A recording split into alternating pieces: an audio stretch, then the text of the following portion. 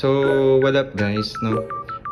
May bago kasi ako na-discover sa iPhone 17 Pro Max. Hindi ko alam kung nagagawa to sa mababang Pro Max, no? Pero dito ko lang siya na-experience sa 17 Pro Max. Hindi na sa pagmamayabang, wala lang, natuwala ako. So, sa iPhone 17 Pro Max, kaya niya mag-screenshot na itatap mo lang yung likod.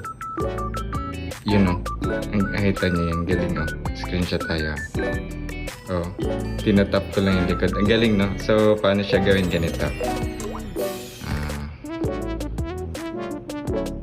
So, pupunta ka lang ng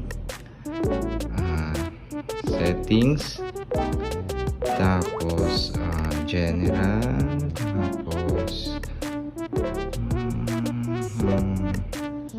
mali. Pupunta ka ng accessibility. Tapos, pupunta ka ng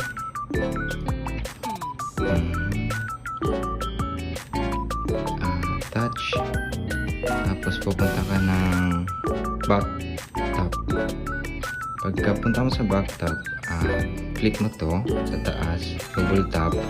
Tapos, sa double tap, maghahanap ka ngayon kung flashlight pa, front camera ba yung ma-access pag nag-double tap ka, home screen. Sa akin kasi screenshot yung pinili ko. Kaya, yun, nag-i-screenshot siya pag dinouble tap ko sa likod. Ang galing, no? Yung parang, diba dati wala namang kwenta yung likod ng phone. Pero ngayon sa 17 Pro Max, kaya niya mag-screenshot na mag-double tap ka lang sa likod. Katulad niyan. Ang galing! Yan lang. Wala lang. Gusto ko lang pakita. Thank you.